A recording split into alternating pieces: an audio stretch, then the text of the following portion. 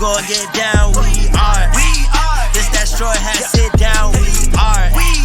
Who the crew with the fleet? We are. Who gon' piece that one piece? We are. Who gon' get down? We are. This that Strawhat Sitdown. We are. Who the crew with the fleet? We are. Who gon' piece that one piece? We are.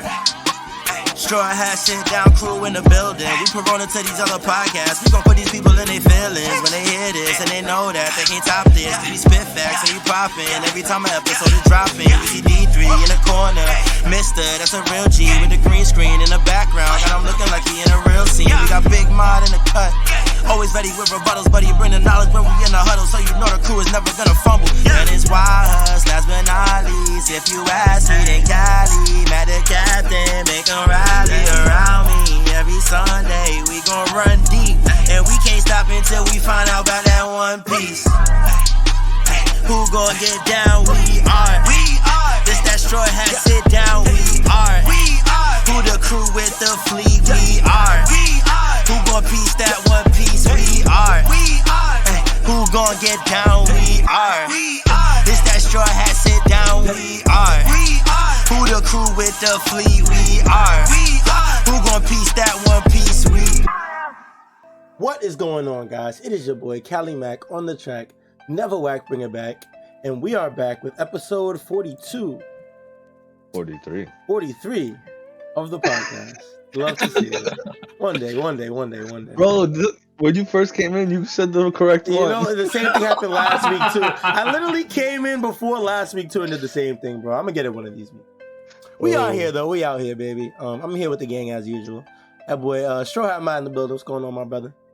What's good, y'all? Let's get this chapter going. This chapter was spicy. It was definitely something. We got a lot to talk about. Boy, Mr. G in the building, too. What's up, bro? Hey, what's good, everybody? Yo, big shout out to my best friends for getting engaged yesterday. I love you guys, and congratulations. Congrats. Much love. D3 in the building, too. What's going on, my brother? What's good? We got some crazy shit to talk about with this chapter, man. It was definitely wild. Got a lot of heat. Got a lot of heat to discuss. Last but not least, of course, that boy YHuss in the building. What's up, brother? Yeah. Super hype. This is one of those the chapters where some crazy shit happens, so I'm excited to talk about it. Yeah, we definitely got some shit to discuss, man.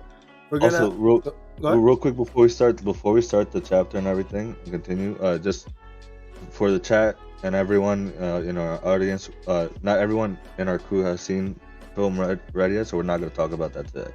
Yep. That's going to be a special episode once everyone gets to watch it. Right, so once we all get in there, we're definitely going to get together and sit down and talk about it. So please no spoilers in the chat or anything like that. Thank you. Much love. All right, let's get into the chapter. My boy YHuss is going to take over the summary this week. Yes, sir. I'm going to let him do his thing, and then we're going to break it down as usual. So whenever you're ready, my brother. No worries, I got this. So, chapter 1065, it was originally the 6 faces of Vegapunk, or is now the 6 Vegapunks, if I'm right, mister? Yeah. Okay, cool. So, starts with Zoro and Brook, and as you remember, they stayed on the ship from before last chapter. Zoro kind of gives his rationale. He's like, it's a government island. He's going to make sure he can bail them out in case something goes wrong or that they get caught. And so Brook is like, that's a fact, and he offers him some tea. They're drinking their tea, and Caribou comes out, and he actually reveals they had a bit of an agreement. He begs them that even though he said anywhere except Wano, now he's like anywhere except the government island, and honestly we can all understand. Zoro ignores his pleas, and but he thanks him for helping Luffy and Wano, and he adds Sia around. In the official, he's way more like just get the hell out. Sanji's group is now the focus, and they're moving towards Vegapunk's lab. Nami and Usopp are going crazy over the escalator, and when Frankie asks how this is all happening, Lilith explains the whole island runs on fire. She says, if only there was such thing as an eternal flame, then I'd be able to make my very own sun. And she continues into the lab as she walks through a solid door. And hesitant at first, Strauss definitely follow her. And they're actually, I do want to note that the door, after they walk through it, they try to like touch it afterwards, and it's solid. That's kind of insane. But after that, they lose Lilith, and they hear a voice on the radio telling them to go forward. And he says, "Just keep going. I'm Vegapunk. Just keep going." And they're led into a room with the Seraphim version of Jinbei, and they have no idea what that is. So they're guessing. They're like, "Oh, is it Jinbei? Is he younger? Is it his son?" But Frankie guesses that it's a pacifist as it starts to shoot a laser. The Straws dodge, and they get ready to counterattack. And now he starts to spin her climb attack, getting ready. Jinbei focuses on her first. He dives into the ground and he shows that he has the powers of Senior Pink's swim fruit. Zeus actually asks Naomi if he should help her out, but Naomi's hesitant to go full power on a kid, so she says not yet. And as that's happening, Frankie realizes that that's Senior Pink's ability that he fought him because he fought him on Dressrosa, of course. So Jinbei pops out of the ground, grabs Nami, and starts to choke her. Sanji flips out, goes Diablo Jam, kicks him into the wall. Robin, I like that she was similarly enraged and summons her giant form, attacks Seraphim with like a Gatling attack, and he swims away, resurfaces in front of Robin, and he actually does something very cool. He readies an attack using the Fishman Karate, but he uses the water that he formed from the swimming through the ground. He had the water in his hand. That's fucking crazy. So Usopp bails out Robin with Lethal Green Star. The Seraphim, it counterattacks and he grabs Usopp. Sanji moves in to save him, but Frankie's like, yo, I got this, don't move Usopp, and shoots a fucking laser. I think that's pretty reckless though. So it flips to some onlookers in another room, and we're introduced to Punk 03, Vegapunk Edison. And I think in the official it's Edison the Thinker. Yeah. And here it says Edison Flare in the TCB scans. So Edison is like, whoa, this guy used a laser. Who is this dude? And they're also angry because they thought they were going to put them through laser testing later, and Lilith is like going crazy. So Edison shouts Eureka, and he's like, he says he thought of a new invention, and he goes to deal with that and get it down in writing, and he tells Punk 04 Pythagoras, aka Wisdom, or the Wise in the official, and he says, yeah, finish this for me, and Pythagoras is like, oh, of course. And so it goes back to Edison as he's reading and writing, and he says the ideas won't stop flowing. He asks someone called York to eat something for him, and she goes and eats something for him. Pythagoras is analyzing the battle data. He says the Seraphim's attack patterns have continued to develop as they grow, and he asks the question, and it's more so in the official, it's more so a question. He says, does this mean bloodline element, aka lineage factor, stores recollections and abilities? He thinks they should actually, again, this is another difference between the official and the scan. In the scan, he says they should try and accelerate its growth, though he recognizes there's going to be problems with that. In the official, he mentions that about the earlier thing about the lineage factor and how it stores abilities and stuff, but then he says that might be due to the growth acceleration and the problems with that. So it's a bit of a different sentence between two translations.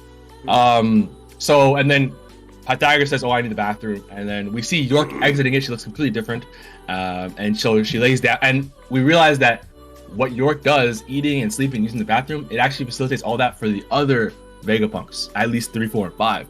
Atlas, Edison, and Pythagoras, they're all like, oh, that hit the spot, even though they didn't eat and York ate, so super interesting. And then I think hers was Desire. Her little subtitle was Desire. So back to Sanji's group, Shaka is there, and he orders Seraphim to stop. He asks Edison, Lilith, and Pythagoras if they've had their fill and all their fun. I found it funny that Edison called him a scoundrel, or it might have been Lilith. So Shaka introduced himself to the Straw Hats, and while he's doing that, Sanji can't move, and he's like, why are my shoes stuck to the floor? And Shaka explains that the DOM shoes, or DOM shoes, can be magnetically disabled at any point while in the lab. He asks them if they think this land looks like the future. Frankie responds, it's beyond the future. But Shaka disagrees, telling them it's an island of the past. In a quick return to Luffy's group, we see them looking shocked at something huge and rusted. Bonnie wonders how something like that could even move, and Jinbei says, how could something so ancient be so high-tech?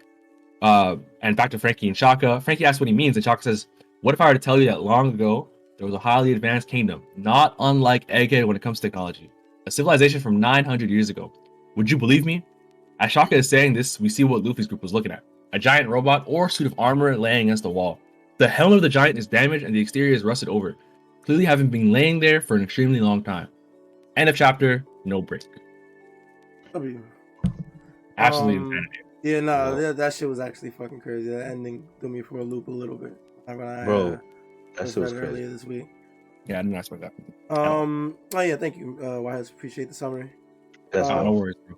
Where you guys want to, I guess? Let's go from the top. Yeah, I was gonna say just start from the top. Yeah. There wasn't too much on the ship other than Caribou. I guess the Caribou. We found out that it was actually a deal that he made with the Straw Hats, so it wasn't necessarily him being captured, maybe, but yeah.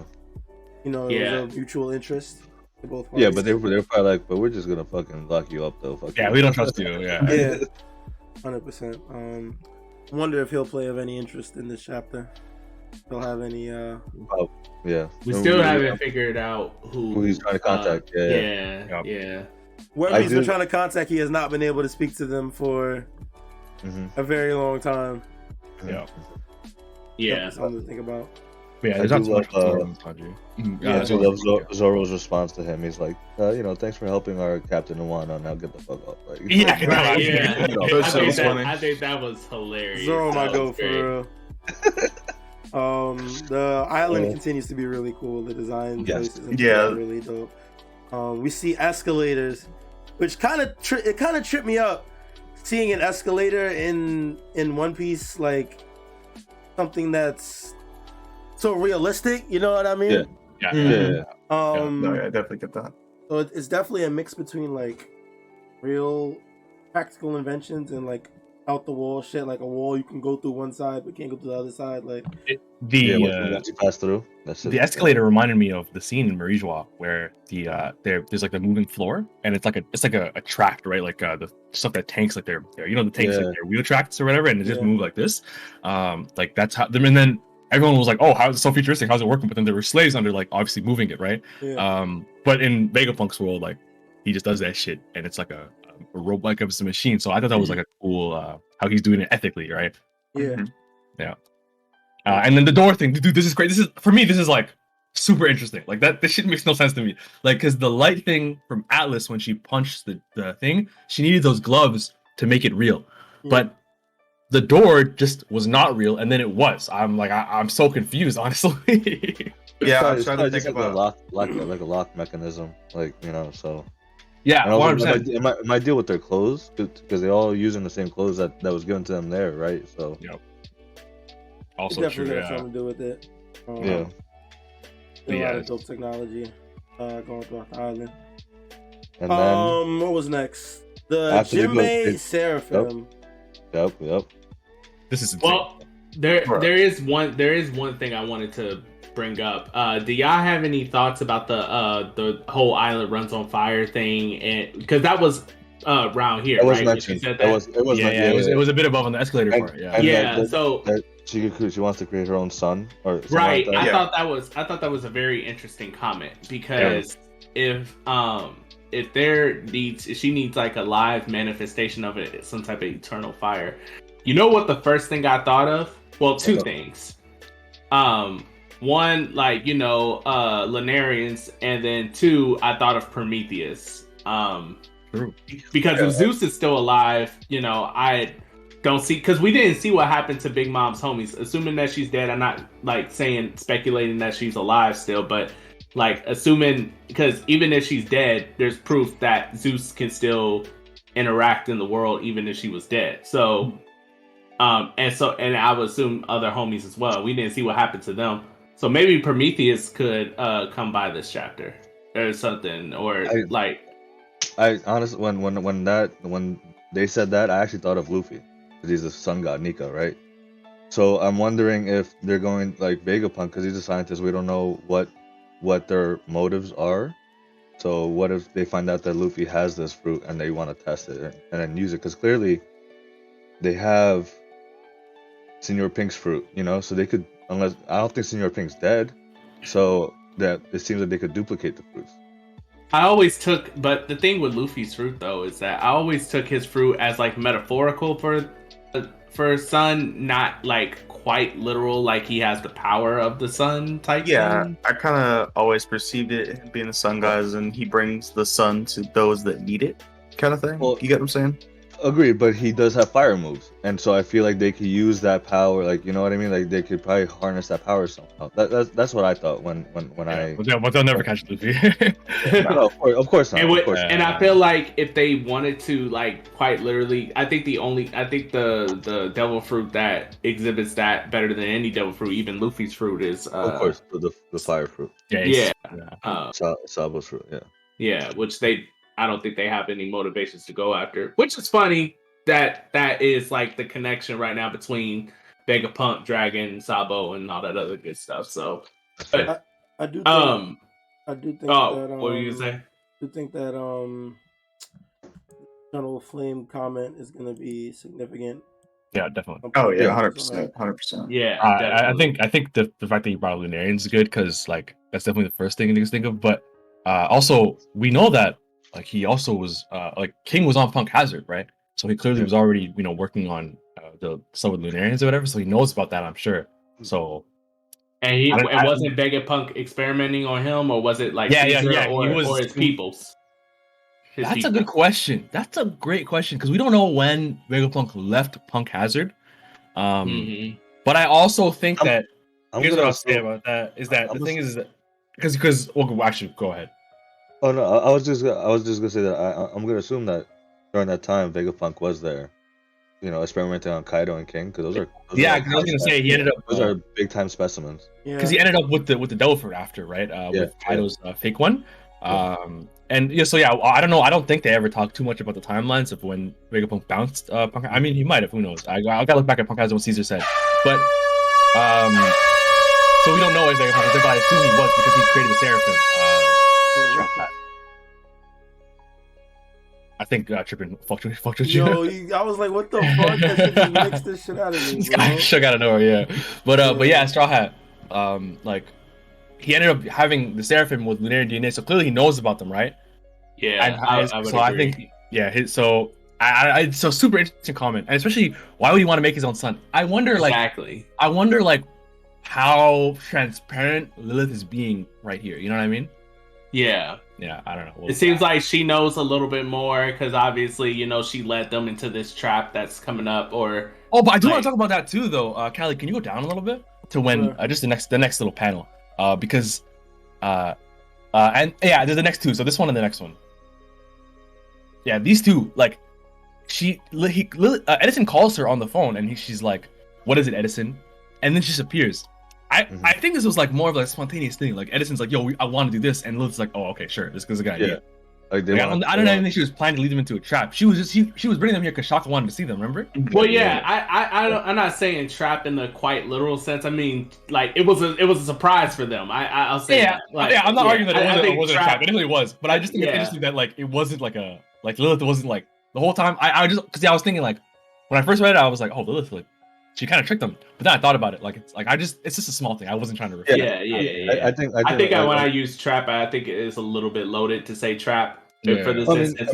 They even said trap though. They thought that they were trapped. I mean, like YHuss was saying, like it was probably just Edison's like, oh, this is a perfect time to get some battle data and test. Yeah, I think it's like a small line that like you can kind of miss because I think we all thought at first that Lilith planned this, right? But it's like, oh, she just it's like a trick that they played. But yeah, it's just a cool thing to see. So yeah, I think that might be it for that first section.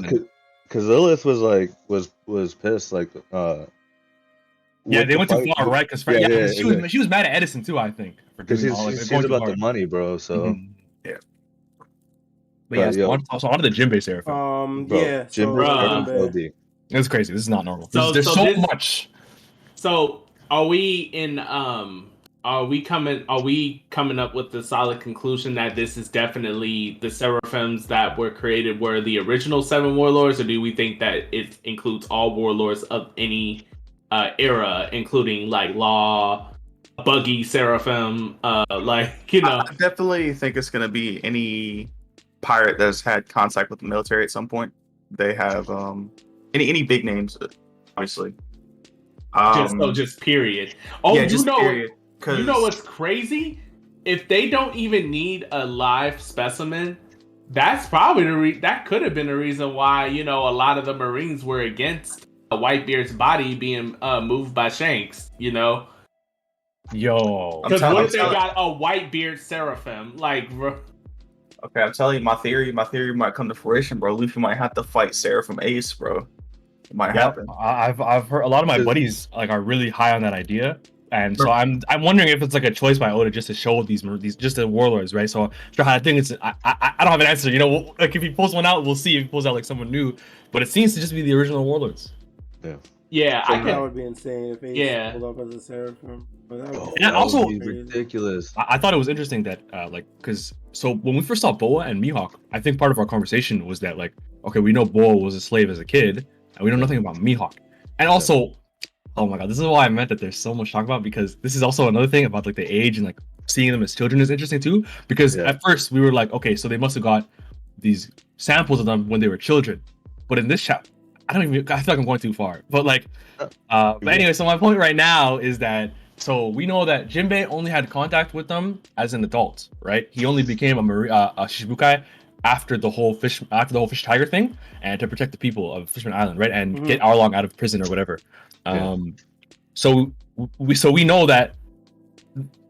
Well, we don't even know if he really like just let them, like if he's like they're like, yo, come into the lab for a test real quick, or if it was when he was in Impel Down. So I just thought it was interesting that we know someone who was not part of the world government as it's like a youngin, or was not in Vegapunk's captivity like Kuma was.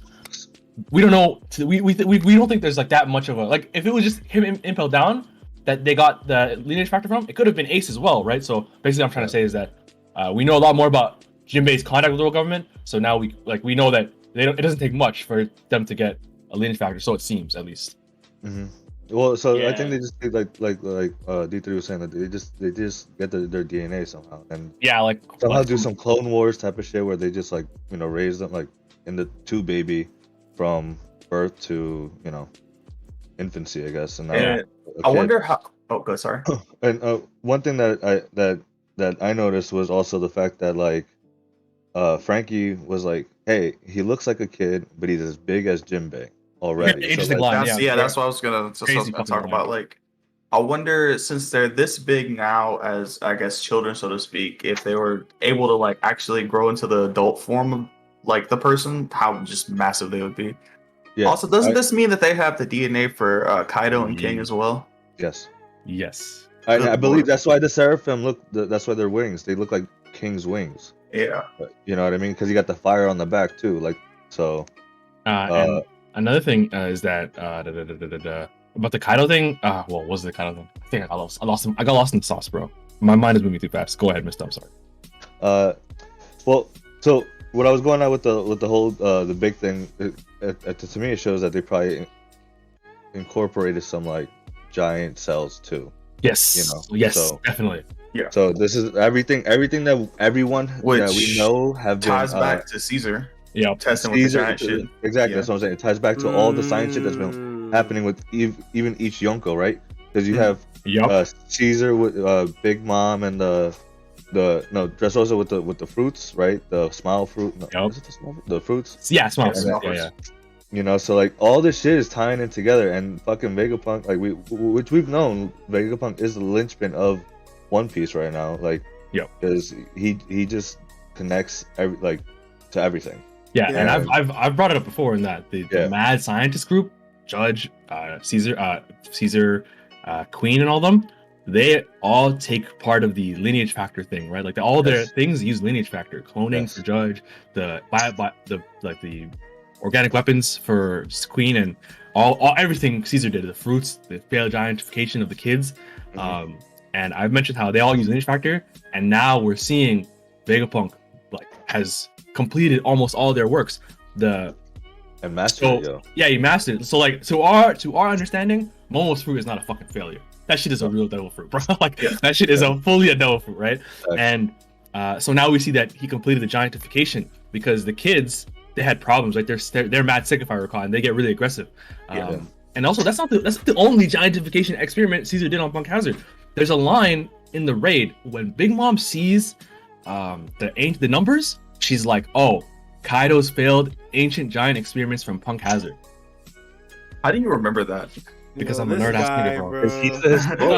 You remember that, say this every time. I'm like, yo, it's because I'm a nerd, bro. I'm not kidding, bro. Line from 50 chapters ago, bro. Because I'm like, every time I'm like, yo, what the fuck are the numbers? So it's the only piece of information we have on them. So I read it like 10 times. But that's fucking sick. He's absolutely right. I remember that too, because exactly. It was brought up that, like, Big Mom tried and failed giantification army. Kaido failed giantification army. I mean, everybody. It seems like all the major players tried it. Take it, because that's like the next step. And Big Mom said herself, at one point in Whole Cake Island, she said, if I had a giantification army from the Elbaf guys on my side, I would have been able to defeat. I would have been ahead of Shanks, Kaido, and even Whitebeard, and said I would have been the Pirate King by now. So giantification is this big coveted thing. So Vegapunk is completing all their works, and I hope we find out that this swimsuit fruit is like to Vegapunk's idea, it's a perfect success. I hope we find out that it's a perfect success, not just like Momo's. But yeah, so I was thinking that like Loki, that's a possibility that someone could have seen this coming, that the Seraphim have giants like DNA or whatever. I sent a picture in the chat. Let me try to find it. When I was talking to Jake earlier. Yeah, if you just scroll up a little bit in the One Piece chat, I sent a picture of when Blackbeard is fighting the Mihawk Seraphim. Yeah. And a line that I didn't understand at all when that first happened on Amazon Lily, the guy Mihawk attacks him and he blocks it, and Blackbeard says, "It's huge." And I had no idea what that line meant. I actually was thinking about it for a while. I was like, I have no idea. I thought he meant the attack power was huge or something like that.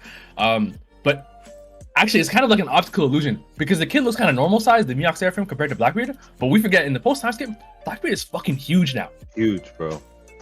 Like, bro is a giant for no reason. He's like super tall. So the Mihawk Seraphim was actually pretty large. So yeah, it's clear that they have giant DNA in the Seraphim. Yeah, that's a one thing that I missed from this, like all this giant stuff, like it made me realize now, like why is having a giant such a coveted thing? Because we've seen giants, and to me they haven't been that impressive, right? Like I would agree with you. So like I'm just like, why is it such a big thing? And I think it all ties into what we get at the end of the chapter when we get to it. Yep. You know, but like, and then also goes back to Ors, right? What was Ors? Like he's an ancient giant. He's an ancient giant. So like, I don't know. It just makes me wonder, like, damn, bro, like these motherfuckers must have been huge back in the day, bro. Cause like, yeah, like. And there's so much about ancient giants, like Ors being called the continent puller. There's also a huge skull with horns, which is what we know is an ancient giant from what we can assume on Onigashima. And remember that line that Marco said? He's like, "Oh, they're calling this Onigashima now, and it used to be not be called Onigashima." That's not a throwaway line. I think that's not a throwaway line. That shit meant something, bro. I don't know. So yeah, no, you're right. I think bro, when did he say that? That's crazy. He said that when he first got there. That was yeah. He saw the skull and stuff, and he was like, "This is Onigashima." Like, you know, like it wasn't called. Basically, yeah, I think it was right before he talked to Big Mom. Yeah. Easy. But I was gonna say something in defense of the Giants.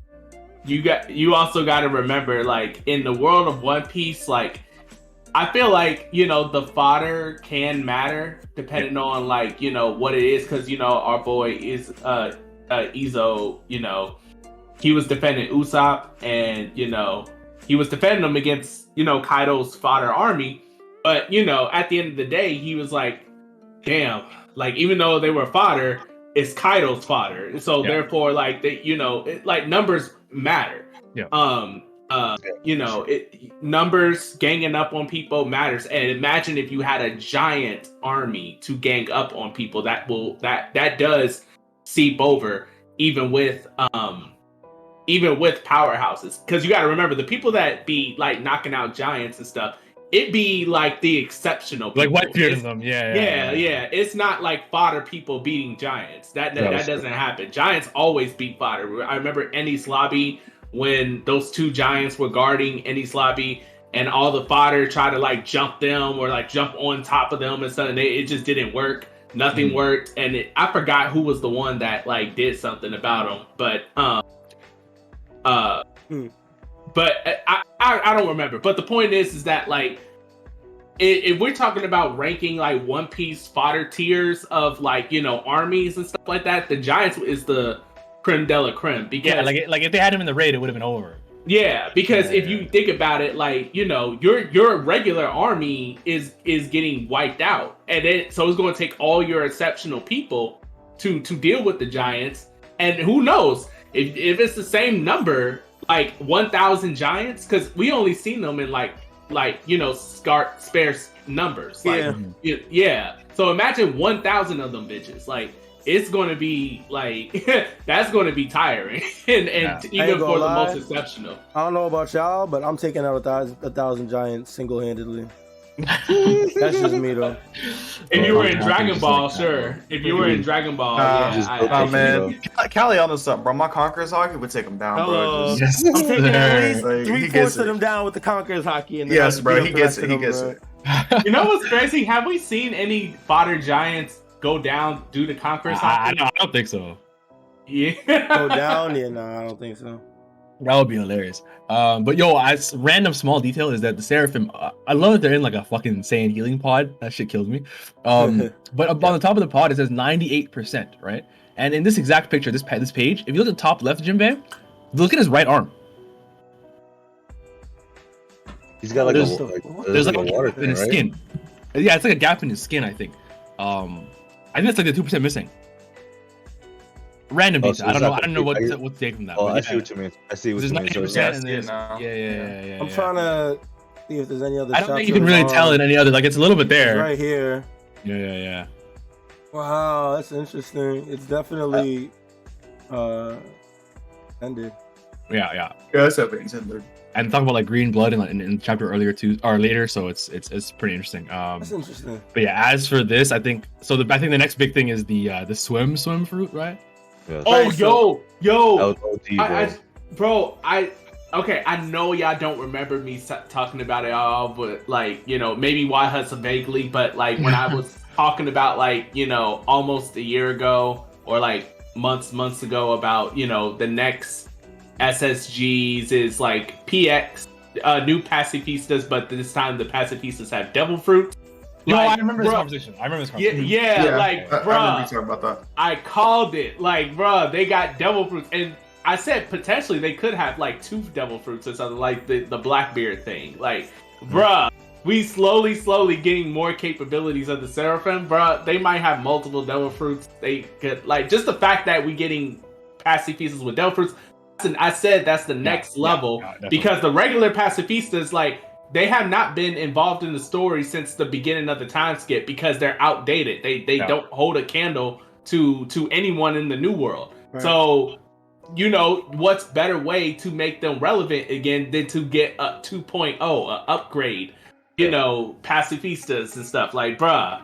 Yeah, like, and they can still shoot lasers too. I think that's kind of interesting. Yeah, exactly. And it's like quick, you know, like the fact that it's like you're saying, like, it's not just devil fruits though. It's fucking Lunarian fucking shit. It's got giantification and giantification, all that. Fishman, like this one has Fishman, like in lineage shit. Like that's ridiculous. So that Boa one does have Boa's powers probably, right? Well, it could have a completely different one. Yeah, something that would amplify it more. Actually, that's true. Wait, hold up, time out. I just realized something. What's up, bro? Does this confirm that Senior Pink is dead? No, I don't think so. That's what I don't think so. But that's what we were talking about earlier. Yeah, because Kaido's devil fruit was Momo's, right? Right. Yeah.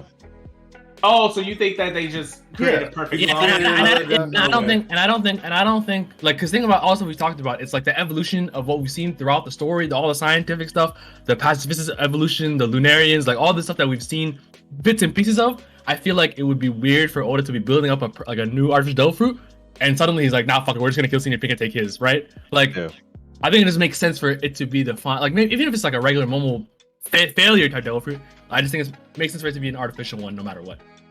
Okay, makes sense. Yeah, because they've just been building up to it. But yeah, there's no way especially because if there's one thing, even forget that, there's one thing I believe in.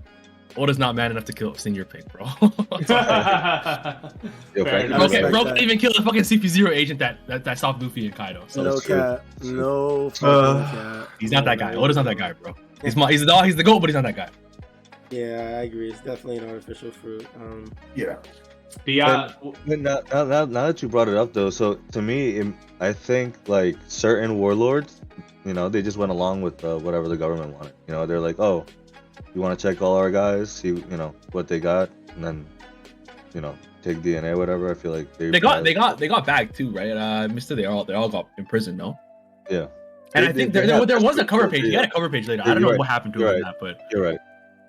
But yeah, like, they could easily take in like lineage tractor or whatever. But yeah, so the new Vegapunks, Edison and Pythagoras, these guys are all clowns. Yeah, this whole sequence was mad goofy. It was I was chuckling when I was reading it. Yeah. I love that he said Eureka. Like, kills me.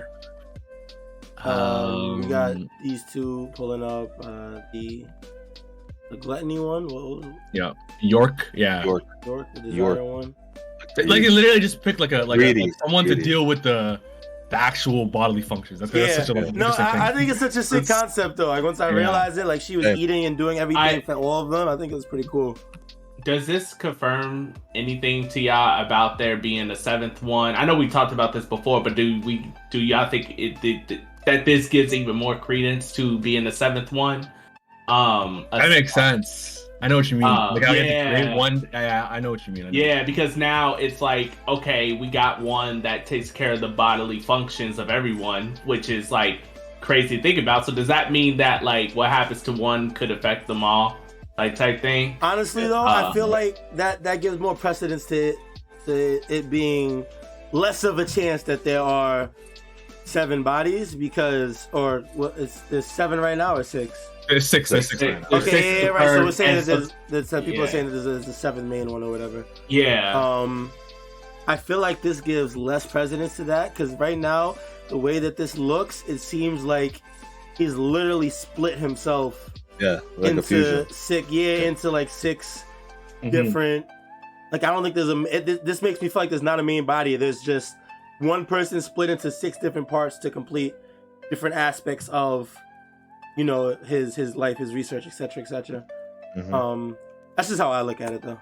The reason I don't want to give up on the idea of a main body, just because, like, in the when the second chapter they see Lilith is like, she says, "Oh, of course I'm not the main body. You thought I was a Stella or whatever she called it." You're right. So, like, I kind of want to see where that goes until I'm like super, like one way or the other. But I am in the middle. Like, it's like we still have to see. But, it feels like it's a 50-50 chance. Like it's moving in between. Like we don't know yet. 100%. So here is where like part of the biggest is what the guy's saying in the data when he's reading the data, like in the one above.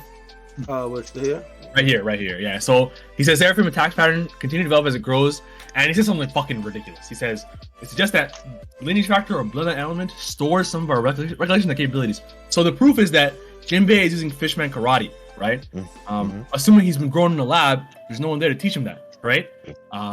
So clearly, and Mihawk knows how to fight with a sword or whatever. Right. So, like, lineage factor is this crazy fucking this is an insane like thing to see that like if you take someone's DNA, you can create clones of them with their abilities and memories. And the memories thing, like recollections, is gonna be important for when the Kuma Seraphim sees Bonnie. Remember, they called it a problem child. Yep. You're right. I think I understand the inspiration of this a little bit. So in life, I don't know if y'all ever thought or heard about this, you know, philosophical, not really philosophical. Well, I guess it kind of is, but it kind of is. I know what you're going. Yeah. But basically, you know, the people, you know, when we have kids and stuff like that, do they inherit? Like, you know, it's always a big question of how much do kids inherit from us? Our DNA, we know for sure, in some shape or form, even though they create their own unique DNA as well. And on top of that, you know, some people will argue some emotional personality traits. Some will argue, some say even skills.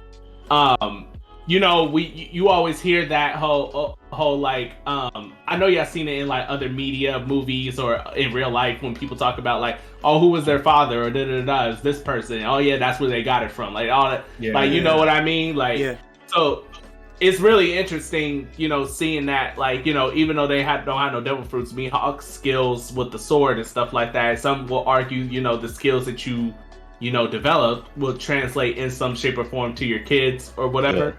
Through DNA inheritance, and I think that's a pretty cool concept if that's what he's going with here, because I think, like, you know, that's a long question that gets debated about and stuff like that. But yeah, it seems like we're gonna get a lot of the ideas behind like the laws and the rules of the world, like not like some history shit, but like how things work. But exactly.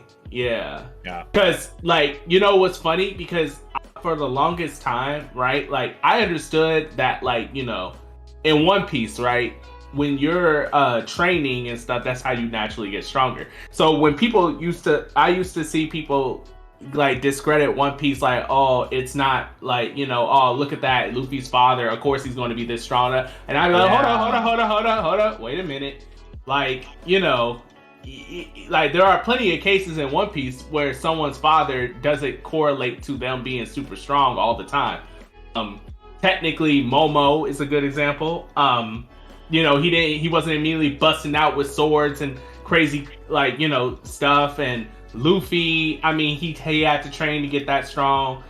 You can maybe argue that their potential is inherited, maybe, but they still have to follow through with it. They just don't straight up get it Goku, like Gohan did with the case of Goku or something like that. They still got to work for it. Not that Gohan didn't work for it, but you get what I'm saying. They were able to unlock it early because of that lineage factor type of thing. Yeah. So and then another thing. This is another confusing part is that he talked about the lineage factor right there, and then in the official he doesn't suggest that we should try to accelerate their growth. He says something about I'll just open the fucking page. He says that I was reading it just now. Oh, I was reading it just now. Nice. Scroll.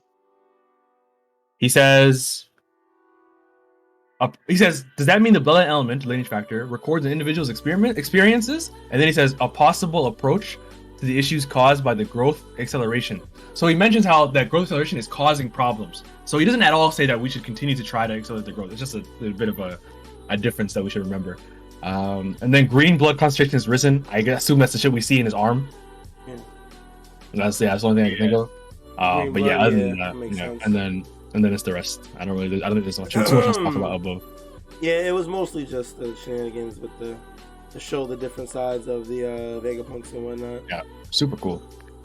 After that we finally get Dr. Vegapunk Shaka 01. At this point, he looks badass. He looks badass. He does. He's my fucking Discord picture right now. He looks raw. He does look raw. I'm not gonna lie. When I first he looks cold, bro. He looks cold. Yeah, no, 100%.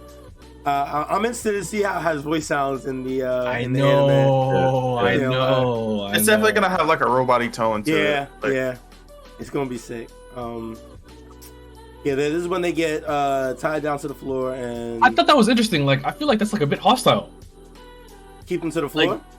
It's you kind of tricked them with the Dom shoes or whatever. And I mean, I know they just got attacked. I'm sure they'd be angry.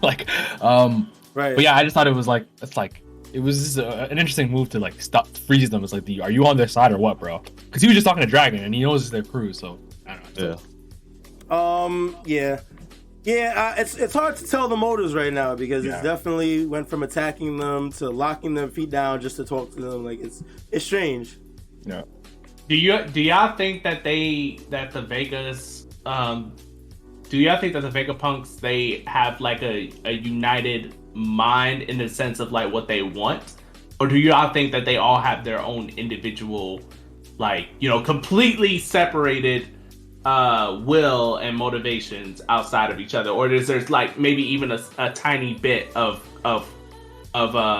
collective conscious? I think there has to be a shared goal, right? At least because even if they clearly don't like each other that much, obviously on a surface level, he calls when Shock called Lilith when she was attacking their ship, he's like, dude, are you a moron? Look at Zoro, he's about to smoke you, and then Lilith is angry at him. She's like, yo, since when does your posturing ever pay the bills, something like that? And then now they when Shaka stops them, I think one of them calls Shaka a scoundrel, you're right. They obviously don't get along too much. But it makes sense because Lilith is the evil and Shaka's the good. Yeah, exactly. So I wonder because they worked together for I assume a long period of time, and it's Vegapunk created them. I don't think they'd be completely opposed to what the others are doing, and they have to work together because York uses the bathroom for all of them, right? They seem to be created with the idea of unity in some sense. I guess I don't know. I don't know how different they all are, but it's a little. They have to have some collective goal and function. I think at least. So you think that there may be even the smallest trace of collective consciousness within, definitely. Yeah, maybe they don't agree in a lot of ways, but there's a shared unity of we got to get this done, or exactly. I think it's kind of telling in the fact that they again the York thing is so telling. Sharing bodily functions with something is it doesn't get much closer than that, right? Yeah, that shit is ridiculous. I was gonna say there's that whole philosophical idea of like mind, body, spirit. You know, some people will argue, you know, the mind is separated from the body in a sense. So, you know, I could see how personally I could potentially see the idea that their bodies are linked, but their minds are separated. But, but at the same time, you are spitting like that is one telling thing when your like body is close, even if they may not even be like technically this linked. They would have to still coincide because hey, we gotta survive. Like we gotta have some sense of unity, or we'll. But you're right. It could just be in their shared interests. It could just be all of them. Yeah, that is possible too. And another thing is that like I don't think they have to rely on York because Edison said, "Oh, I want to use the bathroom. I can do it myself. I'm just so busy." Yeah. He's like, "Yo, can you eat something for me? Can you go to the bathroom for me?" So like, they don't have to do that. So you bring up some good points. And honestly, that might be like I think because the fact that there's 6 of them, I think that has like it could be some conflict in the arc, right? It could be some like they might not like it might be the fact that because if they were all one, I think you kind of have an inherent point actually in that if there was all just one thing, one collective idea, no quarrels whatsoever in ideology, or would just have them be one person that could just do a lot, right? Like I think the and again. This arc is gonna deal with so much philosophical stuff, so much like rules of the world and the laws of physics type stuff, and I think because remember in the beginning, when what's that bitch's name? Sorry, that was rude. Atlas. She was talking to Luffy and them, and she's like, "What's real is a long-standing debate, like what's real and what's fake, and what's reality." So I think Oda is definitely like the 6 people stuff, the clones, and like the 6 different people. I think that's like not just a stylistic choice. I think you have an inherent point that there might be some conflict between them later on in the arc. Yeah, I think that's what I think. Because the whole premise of there being 6, I mean, but then they all have the same mind, body, spirit in every instance. They might as well. When you're doing a collectivism, a collective, conscious type thing, you're basically saying like we are all one type thing in some sense.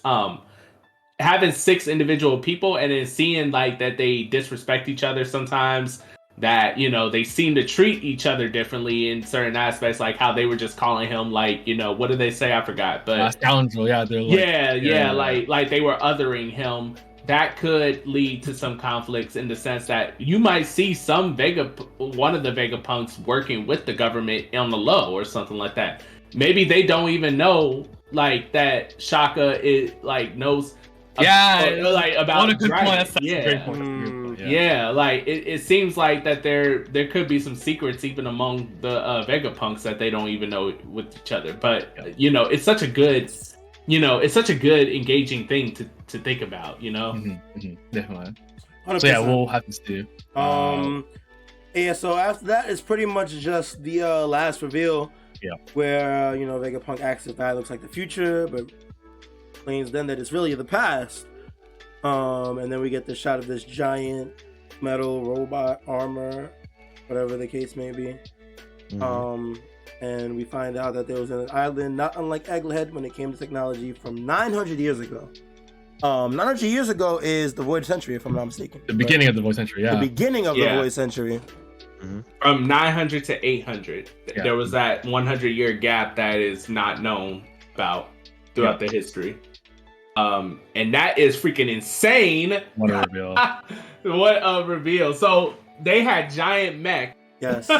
At one point, and we thought Frankie and stuff like that was like the first introduction. I should have known better when Vegapunk had his own giant mech too. But maybe because I was just thinking like, okay, maybe that was unique to Vegapunk and Frankie just copied it from Vegapunk, but Vegapunk copied it from the Void Century. That says a lot about it. Yeah. Now this revelation is definitely opens up a whole lot of possibilities for a lot of mysteries that are going on in the story right now. Go ahead. I was gonna say, that's like a suit of armor, right? And then those are horns, right? Like, what if that's a giant mech for the Oni race? Like, what if that was like back in the? I'm starting to think that back during the Void Century, there was a point where like it feels like most of civilization was like giants or something, or at least that ancient kingdom was. Because Because that's honestly, that doesn't look to me like something that like a small person would just hop in and operate. I feel like that's like some type of like giant mech armor. I thought it was armor too when I looked at it. That's the first when I saw it. The first thing I thought of was like armor for a giant. Yeah, I thought it was like armor for ores. Yeah, because it looks just like them. It does. Yeah, that's understandable. And then also that it looks like a sword is in like stabbed. It Stabbed, like yeah. Sword is impaled in the stomach. Right, and it kind of looks like a katana a little bit, but that who knows? Yeah, she definitely got something in his stomach. Now, for this brings the question to me: was it only this civilization that he's talking about? Is it unique to this area, or was it on a larger scale? Because my thing is, if this technology existed and it was mass produced and the civilization was large and using it, and you would think that the world in general would be a lot more advanced right now than it is. Maybe you got to think that could have been a big part of why there's that 100-year gap, because it's been 100 years trying to clear that out of. Right, so that's where my mind is going. Like during this 100-year gap, did civilization go backwards, or did something happen to like wipe everyone and start them over? You know what I'm saying? Yeah. Like I'm not sure. Yeah, it's called the world government, bro. Yeah, that's what I'm saying. I wouldn't be surprised if like world government was established and they made everybody like regress technologically. That would be so crazy. I think personally, I think that there was no world usage of the special technology that the ancient kingdom had, because one, I feel like if there was, I don't think the government could literally travel all over the world to hide any remnants of it, because they can't even hide the poneglyphs. And so there will be some shreds of like ancient technology here and there, no matter how small. I don't think they could flip the entire world to hide all of it. I think they could like flip a kingdom, because that's more concentrated, but the entire world, you will have to scour every ocean, every instance and stuff. And there's places that the world government don't have, hands on, including, they don't have control over places that don't pay them, like Wano and stuff like that. And we don't see ancient technology like this at Wano, which you will argue is very affiliated with the ancient kingdom from back then, because the clan, Kozuki? Yeah, Kozuki clan and stuff. So that's why I think it's just the ancient kingdom. I think at one point the ancient kingdom was the most powerful kingdom at one point, but they were like probably a lot more benevolent than the world government was. Because you got to remember, the world government was a bunch of kingdoms or a bunch of people coming together to overthrow them or to fight them. So maybe they felt like, either they wanted to take control of the world at one point, or maybe it started off as like in real life, like, like if you know anything about history, there were plenty of civilizations that, rebelled against a stronger civilization or whatever, because they just felt like it was unjust and all that other stuff for one group of people to have this type of power. So they probably overthrew them for the sake of like, democracy, quote unquote, or like, collectivism. But then they go around and be the thing that they supposedly don't like, but worse, because they didn't actually do as bad as they were, probably proclaiming. Probably got a bunch of people on board too. Like, oh yeah, it's wrong of them to be, like this powerful with this much technology and hoard it for themselves. Even though like they weren't doing anything crazy with it, but they probably like, like they were probably Wakanda at one point, They had all the tech, they had all the goodies, but because people were mad that they didn't share it with the world, they were like, nah, we cool. Like we chilling over here. No, There's no problems in the world. We good. Like y'all good. But they were like, nah. So they probably got together and fought them. Like, and then that shit turned into Atlantis, bro. Fucking wiped out. Right, exactly. Like, hell, you would appreciate this, Mister. When what did Vision say in Civil War? When Tony created the Iron Man suit, that breeded more people, more powerful entities to come, and power creates conflict, etc., etc. Yeah. Just them creating stuff like that could have potentially created a whole shroud of like conflict and stuff. Even if they didn't do anything with it, like, you know, and that goes back to Frankie too, because of him, you know, building weapons, and he didn't do anything with them, but the world government, you know, took his weapons and used it against his own citizens. Yeah, so like, you know, when you create this, and it's that whole philosophical thing about creating power, and you know, the responsibility that comes with said power, and who gets to control it, who gets to govern over said power.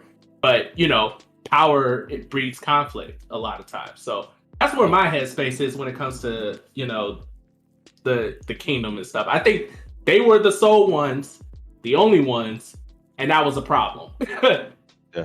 Because they were scared. I think it like if they were like a huge kingdom that. So I read the wiki because I was curious on what exactly the professor and Hara said, and it says Clover stated that before the world government was formed, the world was ruled by a great kingdom, obviously the Age Kingdom, but they were wiped out by a group that would one day become the world government. So just a refresher, and so they did rule the world, but clearly they didn't have this age technology everywhere, because I'm like, bro, how did y'all lose, bro?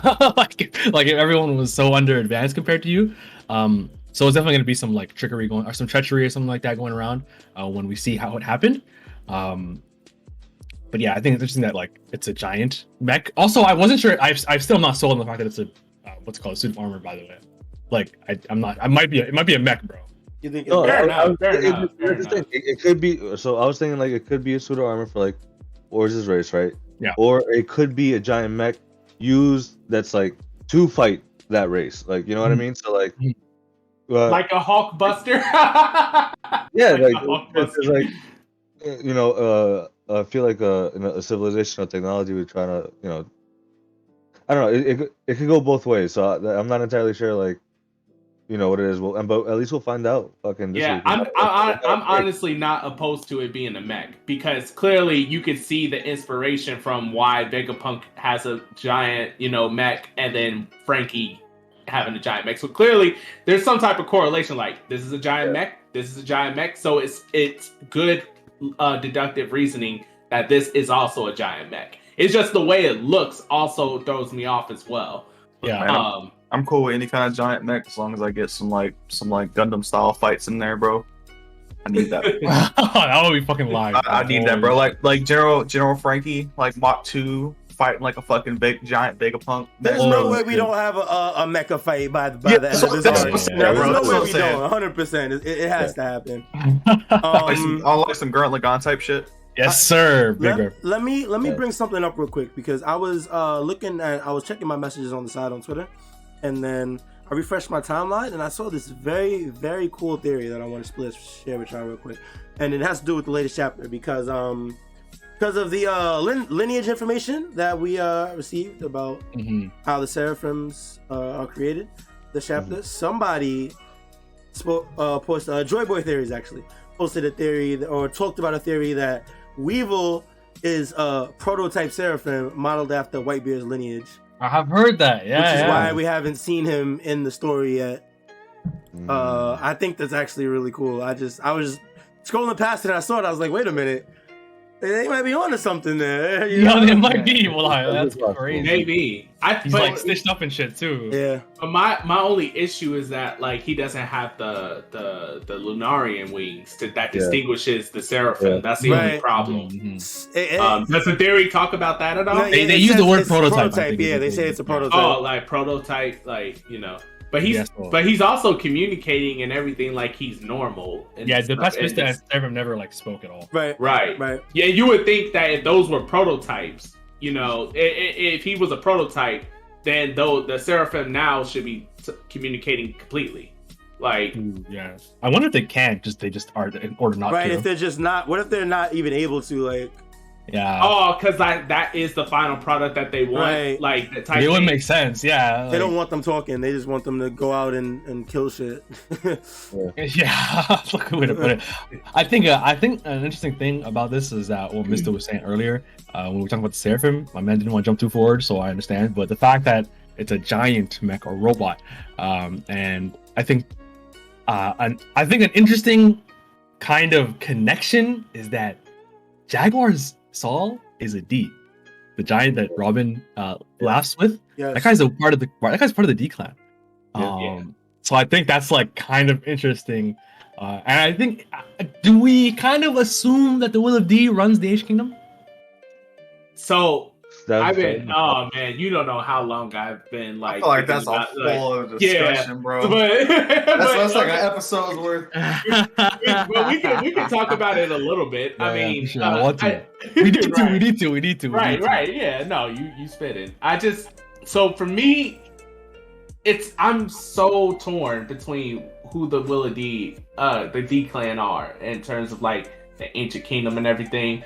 On one end, I want to say that the D clan is a group of people that maybe reside in the ancient kingdom, or maybe the D clan are all of them are lost ones within the ancient kingdom.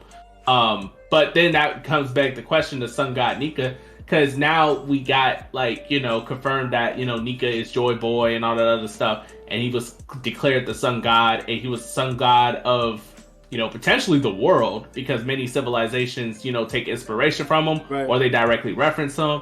And then you just said, YHuss, the ancient kingdom ruled the world. So maybe Nika, Joy Boy, or whoever was the king of the entire world at one point. I'm with this.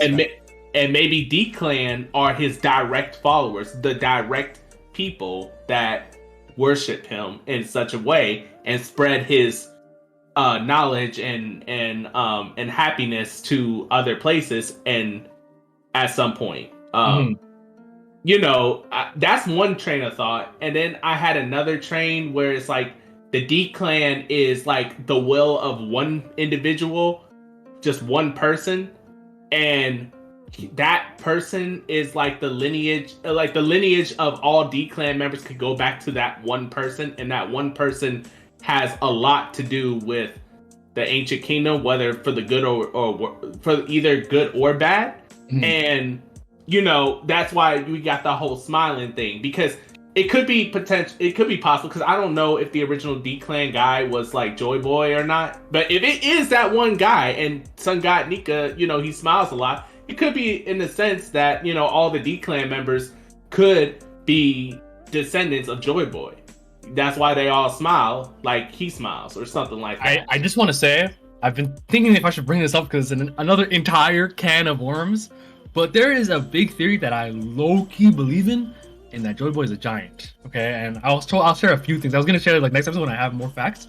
But the few things that kind of point to that is that if we assume the Straw Hat in Marijua is his, it's fucking huge, right?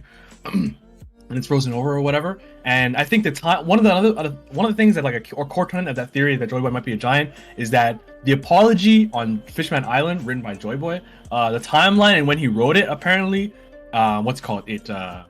it suggests that he lived a long life or something like that. So giants live a long life, as we know. And also he's a companion of Zunisha. And I feel like it would be weird for a companion of Zunisha to not be also pretty big. Yeah. But the theory is way more convincing than the little key points I pointed out here.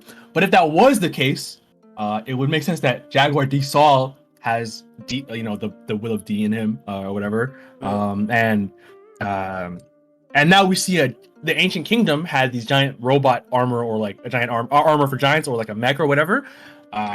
So it would make sense if Joy Boy, who we assume has a lot to do with the will of D, was a giant, right? But back to the will of D being the ancient kingdom, I feel like it just makes sense because so we saw that the world government overtook this ancient kingdom, and what's Rosinante? Corazon said the law. He's like the D are the enemy of the gods, and the gods are the world government, right? And I think that just kind of points to the fact that who has more of a quarrel with the world government than the ancient kingdom? No one. Their whole rule was taken out, right? And like we said, we know that. Oh, another thing, dude. No, I'm sure the ancient kingdom is the will of D, bro. Dude. Clover said that one of the things, it's not mentioned in the, I mean, obviously we know this, is that Clover said that before they were destroyed, they passed down the poneglyphs, right? The poneglyphs that were to, preserve their history. and we know that Kozuki clan were the ones that did that, right? Yeah. And 800 years ago, they did that shit with the walls. Probably this whole exterior power they wanted to protect themselves from was probably the world government that wanted to protect themselves from, because they got warning from the ancient kingdom. My brain is moving 20 fucking times faster right now. But my point is that the ancient kingdom ruled the world, and they clearly had allies within the world. They had the Shandorians, or the Shandians, Wipers people. They had people in Alabasta, one of the kingdoms who did not go underground during the Void Century. And they had a poneglyph, right, about where Pluton was, which is Wano, which if it was an ally of the world of the ancient kingdom, would know where Pluton was. They put it in Wano, so Alabasta was trusted with that information of where it is, right? So it proves to me that whoever has whoever was ancient kingdom was allies all these places, and if the enemy of the world government is these, we know that the ancient kingdom was taken down. So I think that just makes them the enemy. So now I think that it's sure that Will D are the ancient kingdom. Yeah, I don't know why I went on a solved the whole One rant. Piece. That's Bro, crazy. this nigga is spitting He literally right now. just solved the One Piece. That's crazy, bro. I've always had like tangential information to think that, but so yeah, I don't even know why the fuck I brought up the Will D for this whole thing. But yeah, I think they are the people who ran this shit 900 years ago. Yeah. That's fucking sick. Holy shit. Yeah. It makes Seriously. sense. It literally all makes sense. Okay, I'm going to do that, bro. I felt like I was like bouncing off the walls. I was listening. It was cool. Yeah, okay, good. Hey, y'all heard it here first, yo. Shit. Yeah, because Live. again, and I think for me, this giant thing puts it all together, dude. Because the ancient kingdom has a giant mech, clearly, like they're part of the civilization in some sense, and Jaguar D Saw is a giant, so I don't think it's a mystery. And we know that, like you brought up earlier, Straw Hat, that, oh my god, I'm not even done, bro. The giants and the Shandians, you know what they have in common? I brought this up so many times on the podcast, bro. They worship the sun god, Nika. Yeah, exactly. Yes. It's all Like- coming together. It's over, bro. And then you think about it too, like, because Jaguar said, Saul said that, because I think it was either Robin or someone else asked, like, are you from Elbath? And he was like, nah, like, not all giants are from Elbath. Oh my god, are you serious? Yeah, I gotta think read he it said again. that. Holy You guys fuck, go back. I'm gonna go crazy. Yeah. I'm gonna read after this. Don't worry. Yeah. Oh my god. And hell, this puts into perspective of the giants of Elbath too. But we all know that at some point, giantification, just like how Frankie and Vegapunk were obsessed with giant mech, maybe everybody else is obsessed with giantification because the ancient kingdom done it before. Maybe they don't realize it, but maybe they have done that. Maybe their citizens were able to just straight up turn giants on a whim through some type of advancement or something like that. 'Cause And we yo, see Or it could be a natural thing.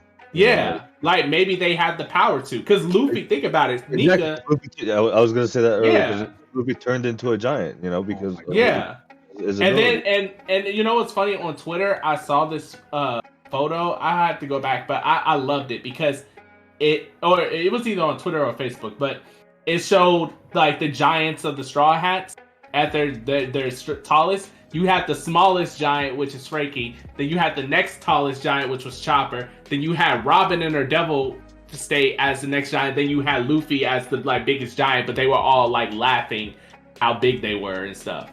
It was dope. I gotta find the picture. Yeah. I gotta find the picture, but I'll share it with y'all if I find it. But that's the goal to get to giantification, that these people can just turn to giant on a whim like that. Well, not Frankie so much, but you see the point of the giant mechs and stuff like that. So that's what everyone's trying to emulate, but they can't do it. And Nika, if we assume, is like the D guy, just like how YHuss put that whole, shout outs to YHuss for that one, but how he put that together. Maybe they're citizens of that kingdom that can just turn to giants on whim, as long as they inherit the smile, the happiness of like Nika or something like that. I don't know. Like maybe Nika has the power to grant other people the ability to turn to just giants on the whim. I mean, Who knows? Luffy's awakening did make Kaido rubber.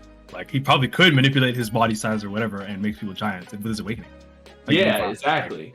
I don't know. Another thing I just thought of right now, speaking of Kaido, is that so I guess King put the thought into Kaido that he might be Joy Boy or whatever. Actually, when Kaido first met King, he said, "I'm the only one who can change the world," so he probably already thought he was some sort of Joy Boy in a sense. Anyway, one thing Kaido did, we talked about it in the chapter for the first time in the podcast, is that Kaido tried to make ancient giants as his followers. So, like, if we think that someone who thought he was Joy Boy tried to have giant followers, like maybe he knew that giants were part of the Eighth Kingdom in some sense or whatever. That's just I don't think it's like concrete or anything, but something I just thought of right now too. No, that makes sense. There's too much going on, bro. I think that this also recontextualizes Gear 3 a little bit. Yes, definitely.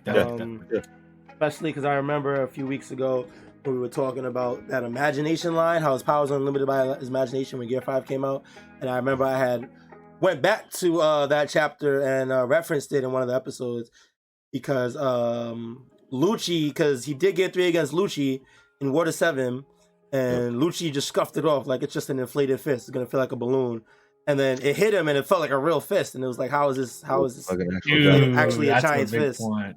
So like, it definitely recontextualizes some things for sure. Yeah. Because in theory, like, you know, the whole, you know, greater mass equals greater, you know, kinetic energy and all that other stuff. But the thing is, I think scientifically speaking, he was like on the mark. Like your fist shouldn't feel any different than when you punch me, you know, right before, because it's just like, in fact, it should probably be worse because that should be just a bunch of hot air. Right, literally. Yeah.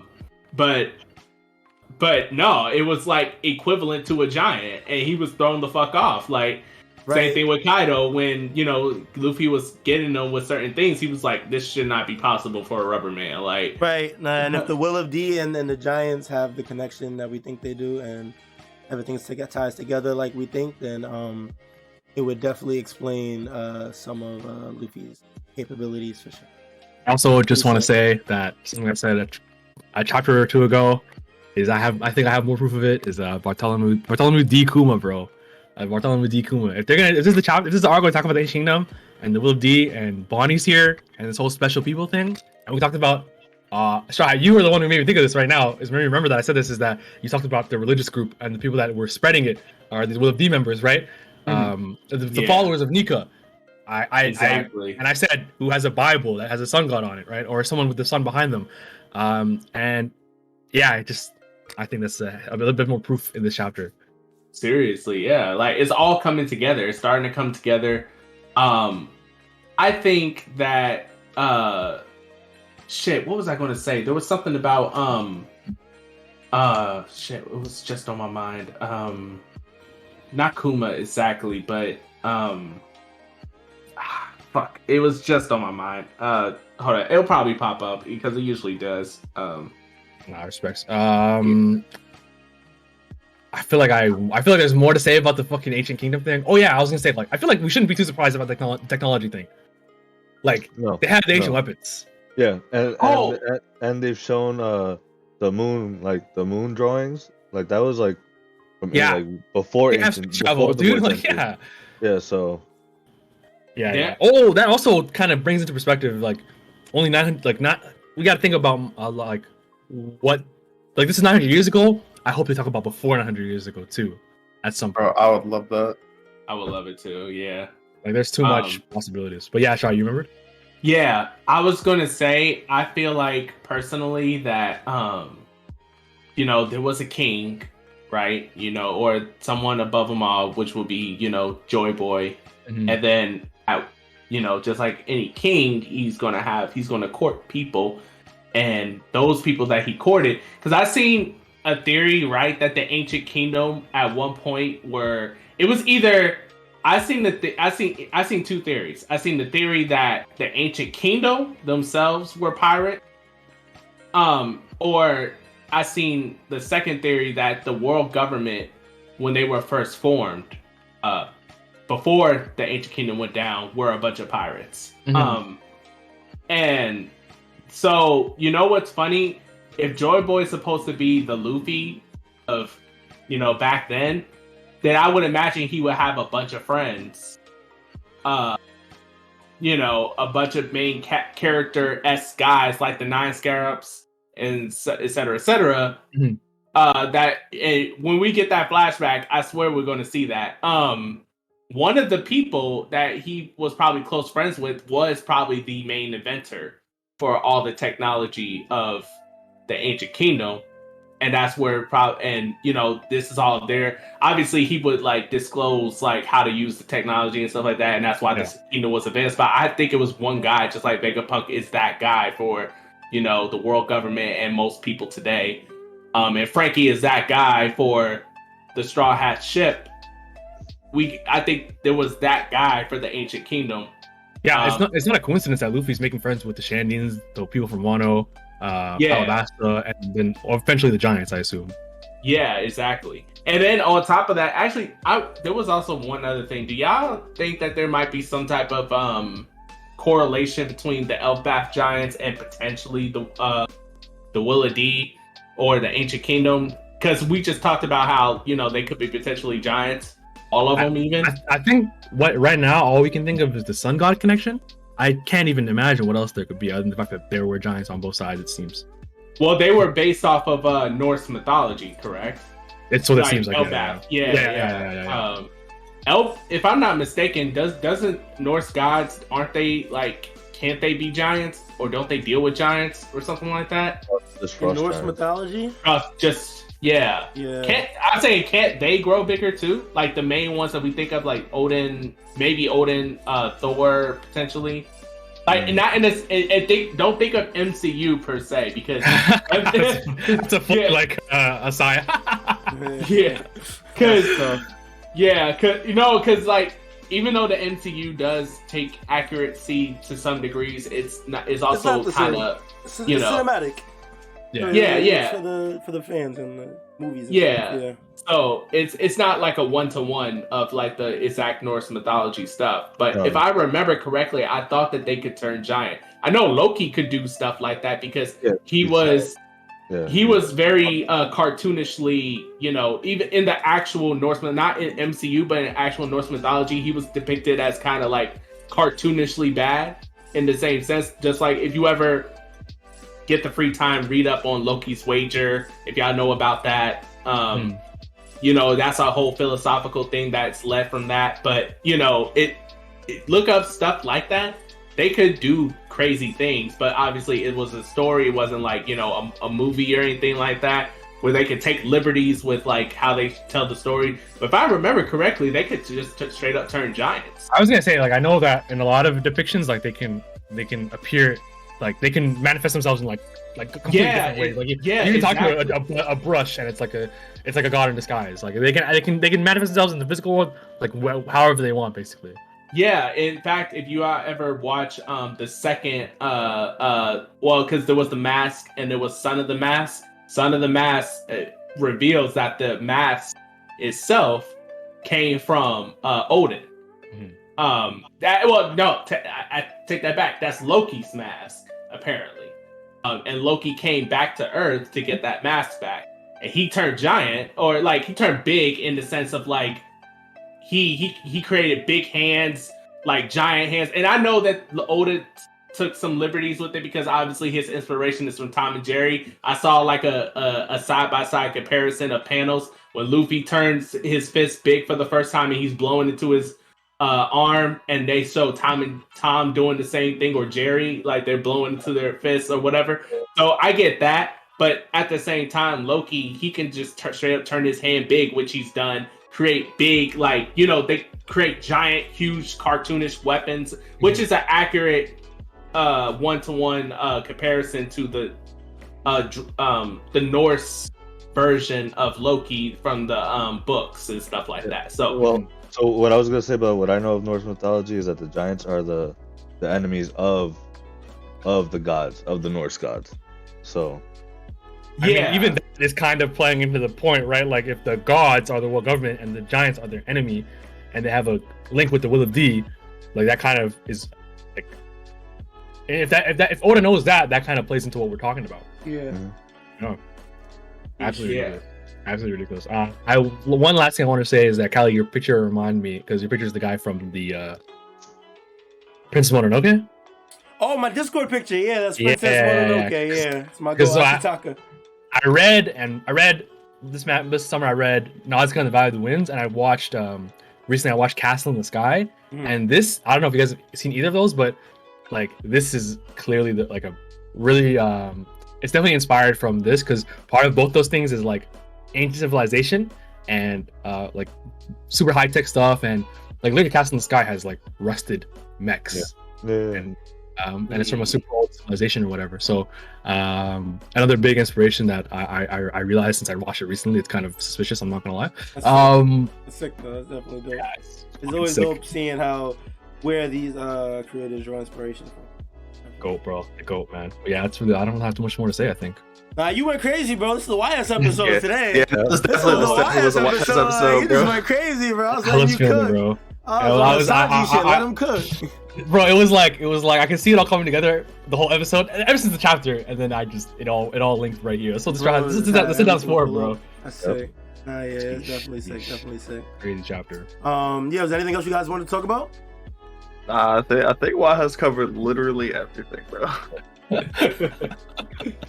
Absolutely. Oh, man. Yeah, you kind of the goat for that one. I'm not gonna lie. I appreciate it, man. I keep telling you guys every time you guys are like, yo, how do you know that? I'm just a fucking nerd, man.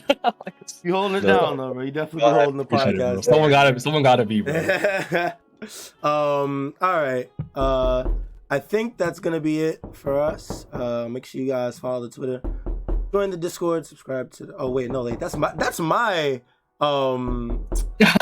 personal that's what I stream. That's my outro. Wait a minute. Make sure you guys follow the Strawhat Sitdown YouTube. That's what I meant to say. Make sure you guys subscribe to us there. Also follow the Strawhat Sitdown Twitter at Strawhat Sitdown. Appreciate everybody that's listening to us right now on Twitch. It's going to be watching us on YouTube, listening on Apple Podcasts, Spotify Podcasts, Podbean, etc., etc. We appreciate you guys, man. Yeah, I think that's it. I hope you guys enjoyed the episode. No break next week, so we'll be back next Sunday with another banger chapter review. But yeah, that's about it. Hope you guys enjoyed the episode. Till next time, take it easy, be safe, be healthy. I appreciate y'all, and I will see y'all when I see you. Peace, peace, peace. Peace.